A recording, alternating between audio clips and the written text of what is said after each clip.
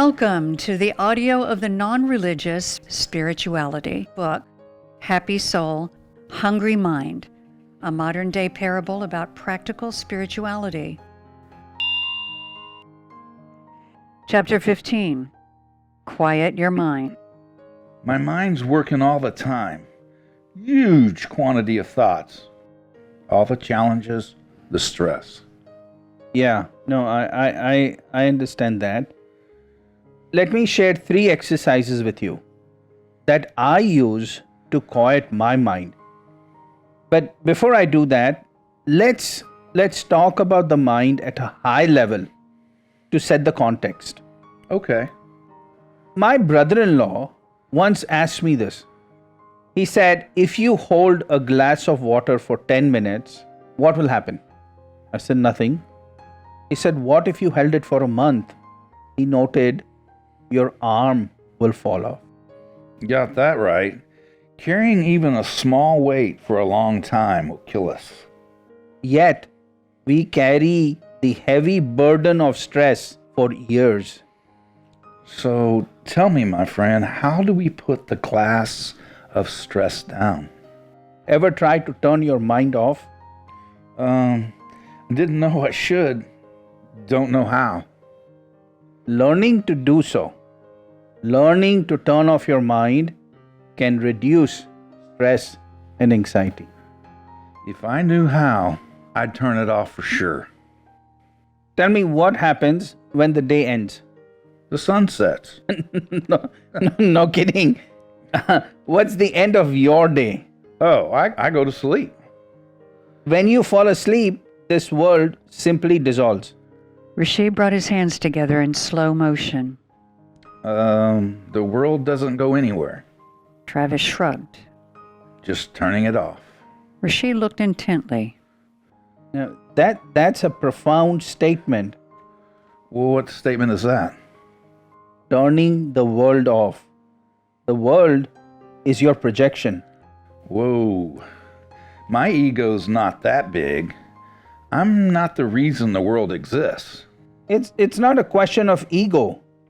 Without the perceiver, the world cannot manifest itself. Mr. Professor, English, please. Rishi smiled. Okay. A movie is running in the theater, but only when you go see it does it come alive for you. If there is no one to watch, it's as good as non-existent. No viewer, no world. That's gonna take some time to sink in. Travis's eyes wandered slowly. You're saying I turn on and off the world. Every day, my friend, every day. If I turn it on, I should be able to disengage at will as well. Yes, now you're talking. You're pretty smart. Rishi pointed at Travis. You can walk out of the movie whenever you like. Travis wiggled his fingers. Sounds mysterious.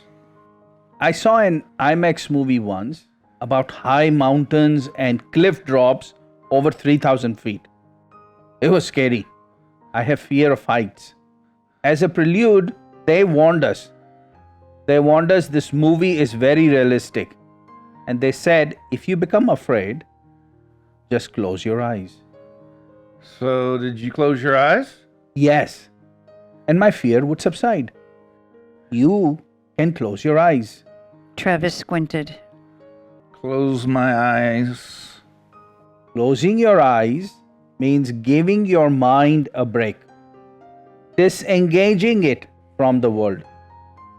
You engage with the world when you allow your mind to think about it. If you don't think about the world, you're disconnecting it. This is intriguing. Imagine an investor decides not to invest in your company. Will that upset you? You better believe it.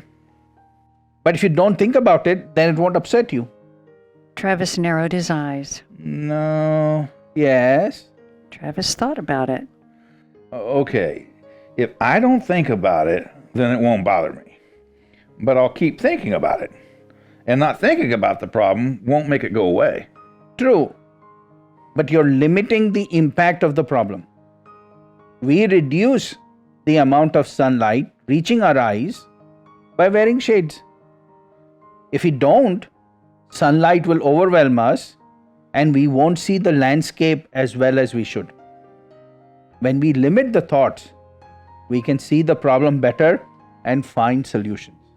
Your points are sometimes hard to understand for me, but your analogies really make it simple. Thank you for doing that. Sure, Travis, anytime. What do we do in a bad situation? We meet with our friends, pray, or do some activity that allows us to take our mind away from what's bothering us. It gives us time to recharge. We'll stop one movie to play another. That is an incredible capability, Travis. It's an incredible capability we have, and we use it instinctively. You are in control of how much world you allow to come into your mind. Wow, that's deep, my friend. So you're in control of how much the world you allow to come in. Boy, I really need to appreciate this one. That's incredible. Rishi smiled in satisfaction. Yes.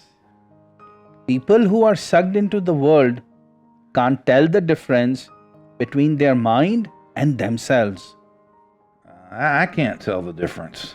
Didn't know there was a difference. There absolutely is. If you observe your thoughts, emotions, and habits, and put distance between you and your thoughts, you will realize there's a big difference between you and your mind. Then you'll be able to turn off your mind at will. Rishi pointed his finger at Travis.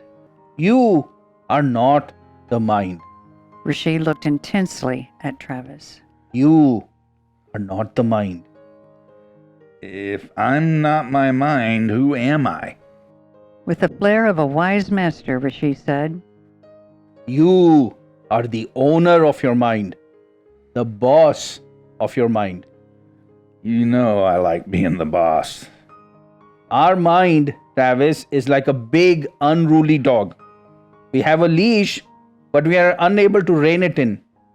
Travis listened with an amused look. Our job is to control this unruly dog, train it, and make it do our bidding and become its master. Right now, we're the slave. Oh, I look forward to being able to pull that leash on the mind. Rishi was relishing the discussion. You must have an out-of-mind experience. Observe how your mind thinks. You'll be surprised how your mind sometimes reacts in ways that are completely opposite to what you believe and who you are. Many times. I can't believe how I act.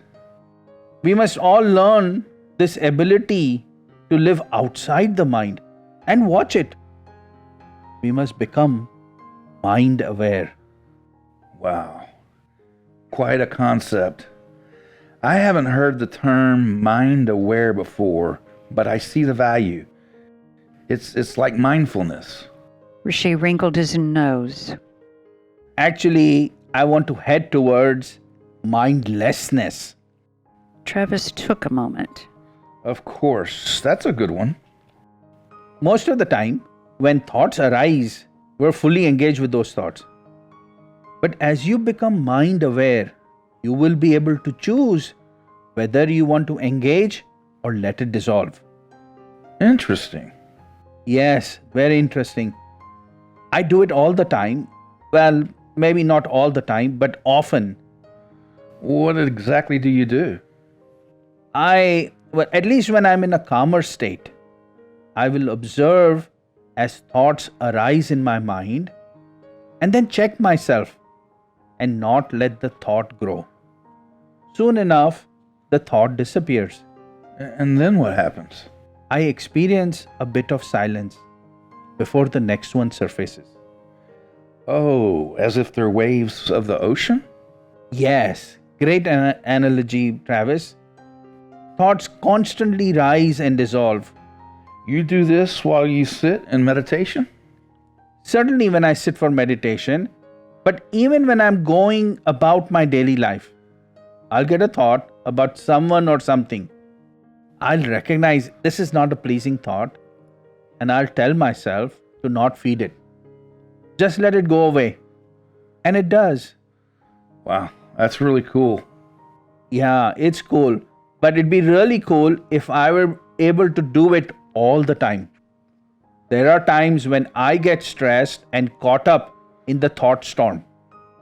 But sometimes I'm able to walk back and protect myself from being sucked into the whirlwind.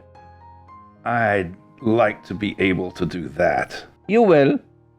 The first thing you must do is recognize engaging a thought is a choice you have. You can say no thank you to a thought. Say to yourself, I'm not going to do that. Not going to do what? Not give fuel to that thought. So, can I stop the thought from arising? Well, sort of. In the beginning, you consciously choose if you encourage a thought or not. Over time, the thoughts that you starve will show up less often. They will stop arising. We did talk about that. Thoughts feed on themselves. Right. So if you cut off the supply, that chain of thoughts will shrink. It works. One of my bosses, he had taken advantage of me. It was a bad situation. I was hurt deeply. I spent months hating him until I realized nothing was happening to him. I was the one suffering. I needed to stop that chain of thoughts. So I decided whenever I think about him, I'll cut it off. It took discipline and it took time, but I broke free. And then matter had a lesser hold on me. It's as if you forgave him? Forgiving is powerful, but in this case, I don't think I forgave him, even though I really should have. I just stopped thinking about it. The scar is there, but the wound has healed. So can we do this with all of our thoughts? Yes. Scuttle all bad thoughts and even good thoughts. Why would I do that? Say you have a thought about an investor who's likely to fund your business. It's a good thought and you keep playing it in your mind. It makes you happy. See, you're smiling. Travis grinned even further. Even such thoughts, even such good thoughts can cause a problem. It's setting up expectations and anticipation deep inside you. So I could be setting myself up for disappointment. Rishi nodded. But isn't it silly not to enjoy good thoughts? Ah, there's the rub. The enjoyment of thoughts, or the enjoyment that comes from thoughts, is always fleeting because situations change and thoughts change.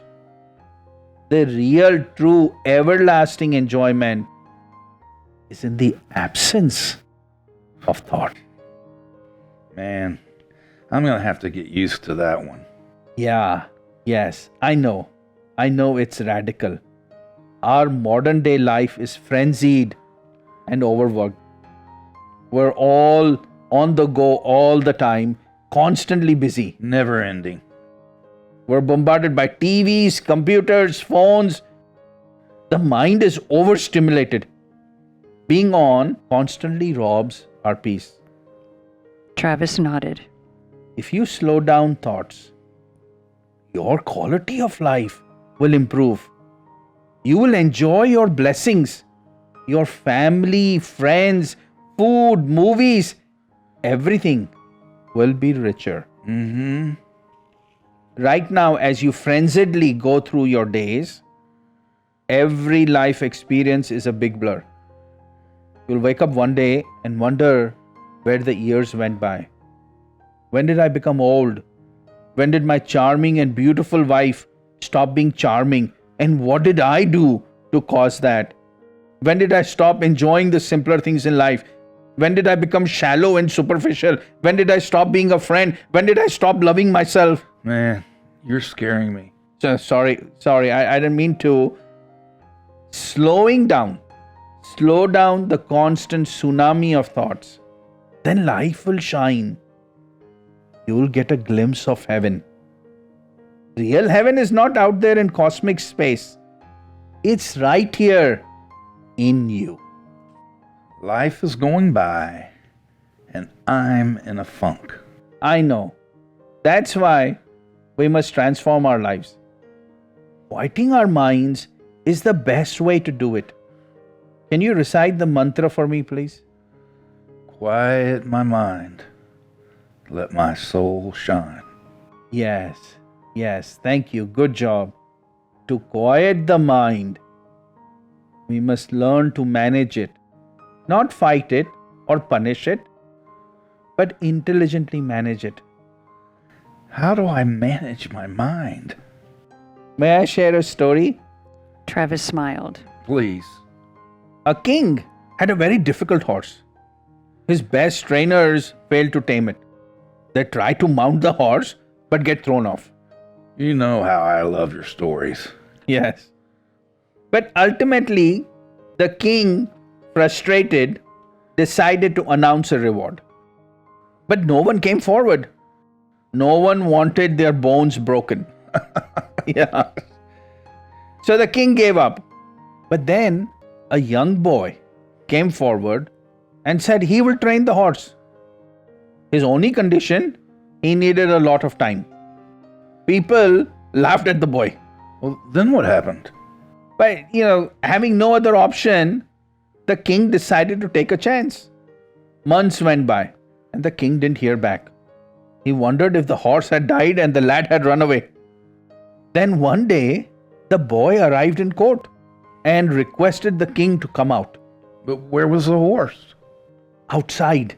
As the king and his courtiers went out, the boy effortlessly mounted the horse and gracefully paraded the horse around the palace grounds. Everyone was stunned. How did he do it? Exactly what the king asked. The boy replied, "Your Majesty, your people made the mistake of forcing the horse. I let it be itself at my ranch. I let it run and I would run along with it. I let it eat all it wanted and I would eat at the same time. I let it sleep all it wanted and I'd sleep at the same time. Soon the horse believed I was its friend and allowed me to train it." Wow. Our mind is like the horse. We can't win if we force it. The more we force, the more it rebels. Therefore, I'm not a fan of religious doctrines that advocate strict penance and austerity. So treat it gently. Yes. Treat it gently, then it will drop its resistance. It will take time, but it will happen. Yeah, a lot of time. Yes, true. We live in times of instant gratification. People go to one retreat and want immediate nirvana. Sit for meditation once and want the mind to calm down instantly. We have millions of impressions from previous thoughts, feelings, actions, and habits. They must all be neutralized. Talking about habits, have you conquered temptations? First, I don't call them temptations or vices. I don't like to judge. But I do indulge in pleasures. Like what pleasures? Man, you're pushy. Travis pulled back. It's all right. I'll answer, Travis. I enjoy drinking. I like sex. I like to make money. I love to make money. And I love to succeed. I am highly competitive. What else? I love to eat. I like to have a good time. And I have really serious anger issues. Travis waited. Rishi threw hands up. That's all. Sorry for my indiscretions. I'm human. Nothing wrong with those, with what you've shared. Well, that's all I'm disclosing. Rishi grinned. I know you're a good man. Travis gave a firm nod. You say that even after my confession? Of course I do. Your temptations, well, do you have to become pure to make progress in finding happiness? It's a great question, Travis. I have wondered myself. But if you remember, we had this discussion. Spirituality does not discriminate. Yes, we did talk about that. Yes, we did. And my hope is spirituality won't deny me in spite of my habits. Sometimes religion's advice: become a monk, practice celibacy, live minimally, spend your time in devotional activities. And they're right to a certain extent. These things will help quiet your mind. Rishi tapped the sofa. But they aren't always sufficient. Because your mind can still wander. Yes, if you can train your mind to become quieter, you can live in this world, enjoy all its joys and pleasures, and still achieve spirituality. That's my thesis, and my life's journey depends on it. Rishi touched his heart. Don't worry. Travis did a thumbs up. It'll all work. I sure hope so. Religion asks people to give up everything. That's not practical. It works for a subset of the population who can become a priest or a monk, but doesn't work for the majority. I'm looking for something that works for everyone. I like that. If we transform our thoughts, if we mature our perspectives and quiet our minds, spirituality will automatically manifest. I believe that and I experience that. Travis smiled. Okay, I'm following you, but how do we quiet the mind? Yes. Quieting the mind has two phases. In the first phase, you need to slow the mind. In the second phase, you meditate deeply where the thoughts stop. Wow. Yeah. Good stuff. Let's talk about slowing the mind. If you don't slow the mind, you'll find meditation frustrating. Okay. I try to do 2 exercises every day, and I engage in a third exercise on weekends. These disengage my mind from the world and reduce my state of frenzy. I'd like to learn them. Sure, they're simple but highly effective. You just have to remember to do them consistently. That's the only catch. Well, please tell me, what's the first exercise? Mind purge, also called the recliner exercise. Travis smiled, and Rishi smiled too. Yeah. I sit in my recliner and turn off all the distractions. Then I let my mind think through whatever it wants to. Whenever a thought comes up, I don't engage it. I let it play out. If I remember I have a meeting the next day, I don't start thinking about preparing for the meeting. You sit there and let things go through your mind? Yes, I just let it flow through. And it allows my mind to process everything it's consumed during the day. Okay, and then what happens next? After about 15 to 20 minutes, my mind has regurgitated all its thoughts and emotions and then runs out of things to think about. Of course, I'm describing a routine day. If something catastrophic happened, the mind would just go on and on and on. Okay, I understand that. But on a routine day, my mind is done and I feel really relaxed. Just like our body processes all the food we eat, our mind also needs to process the day's happenings. I find the mind purge is very useful, and I sleep better on the days I go through this exercise. well, I can't imagine my mind would quiet down even in an hour. It'll go on and on. Yes, that is certainly possible the first time you do it, and maybe even for the entire first month. But eventually, you will get to the point where 15 to 20 minutes might be sufficient to purge the mind. When do you do it? Sometimes before I leave office, or I'll do it as soon as I get home. When I do it, I find I'm more engaged with my family. I'm calmer, and I enjoy the evening fully. Could I do it before I go to bed? Yeah, you can, but it can backfire. Why is that?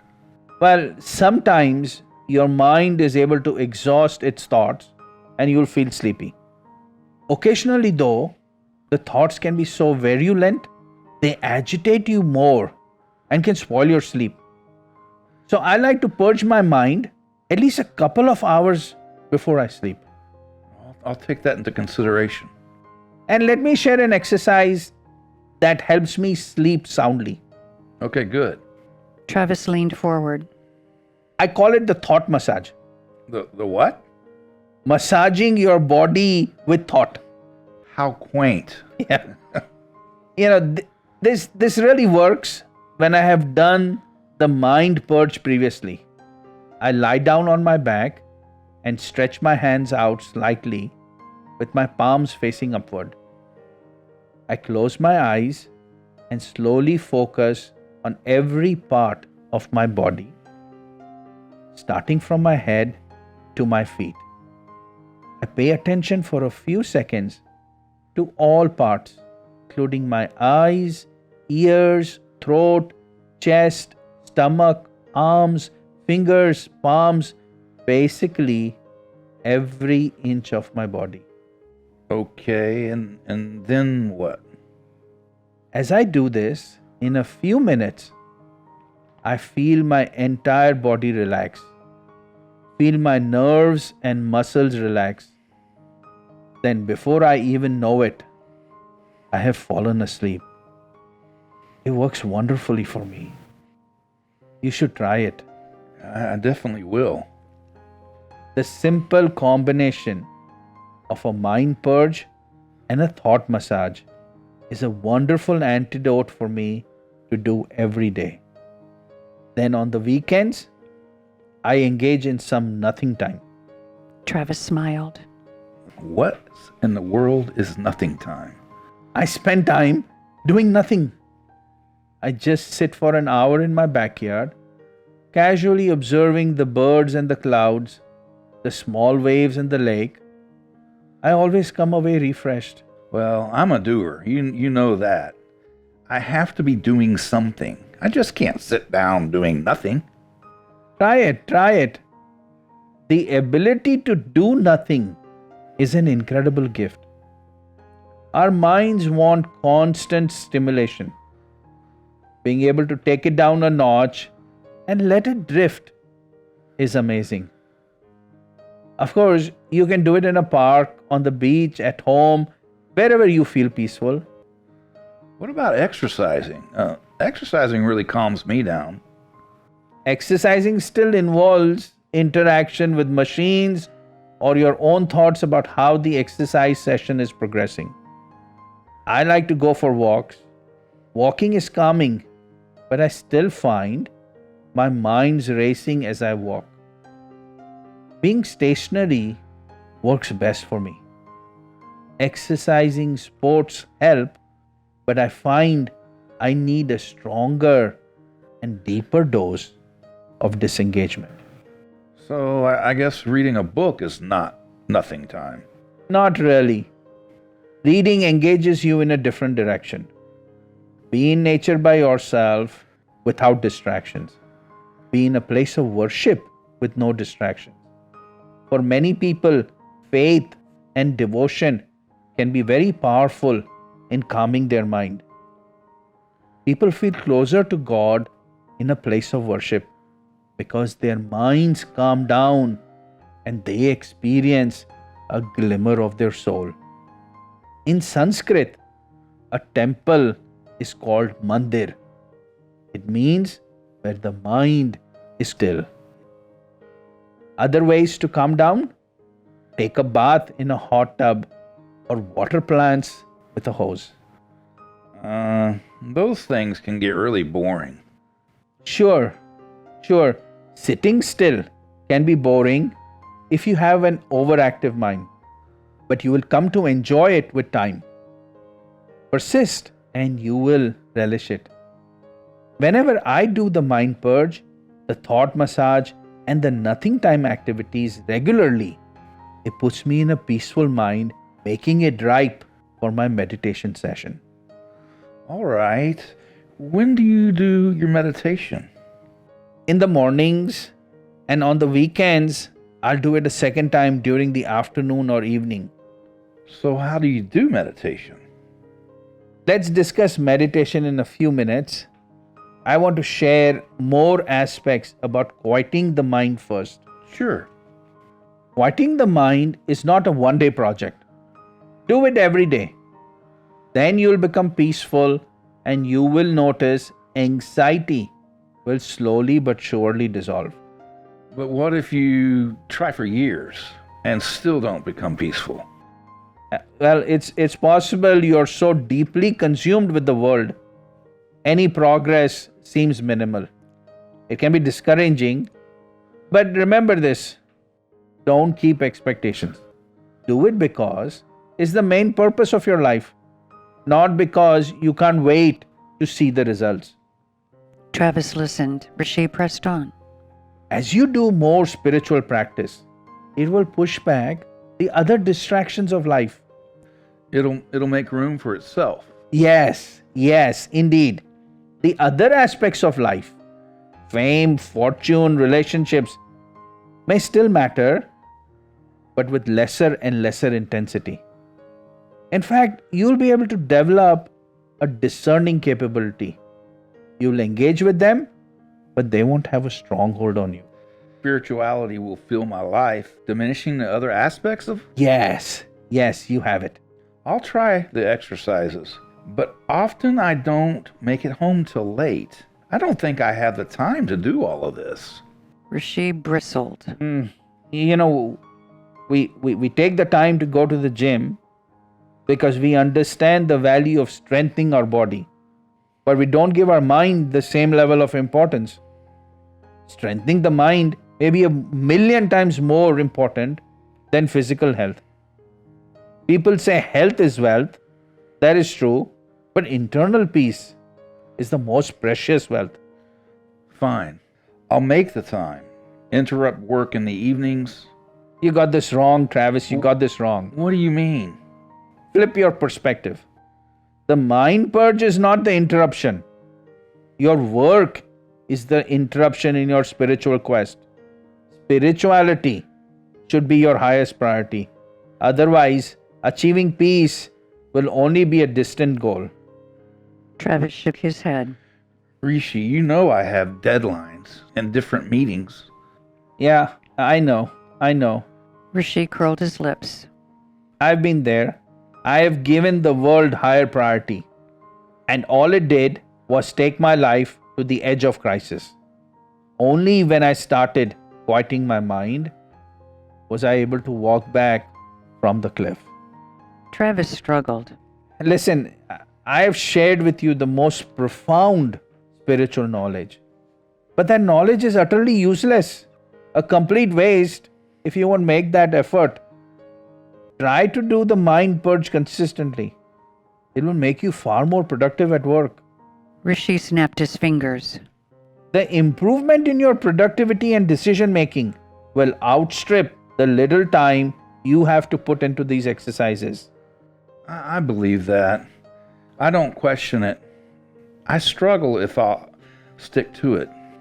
Yeah, can't help you there. I've had problems myself. Rishi snapped his fingers. Maybe that's the saving grace. I haven't been consistent, but still, the benefits are here. Whenever I get back into the routine, I feel calmer. Travis listened. You may feel calmer in 2 days or in 200 days. I don't know. The point is, whenever you do it, it will produce results. Okay, Rishi. Rishi did his best to sell. And if, like me, you drop off, then sooner or later you'll get frustrated with the world, and it will be your cue to start calming your mind. Even if you have to take steps back, you'll be much better off having pushed forward. Travis was non-committal, and it bothered Rishi. End of chapter 15. Quiet your mind. Takeaways from this chapter. We all suffer from stress every day for decades. That is catastrophic. Nothing in this world is worth losing your internal peace. Internal peace is the most precious wealth. You are not the mind. You are the owner of the mind. So master your mind. The real heaven is not out there in cosmic space. It is in you.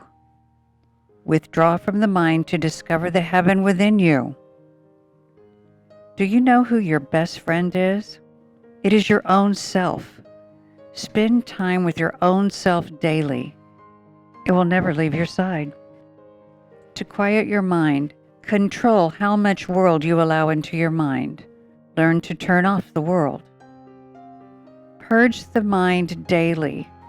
This will allow your mind to breathe, and it will improve your mood. Engage in nothing time activities on weekends. Over time, a sense of well-being will embrace you. Faith and devotion are powerful in their ability to calm the mind. Meditate daily. There is nothing more important. If you don't have time, at least close your eyes and be calm while traveling or between tasks during the day.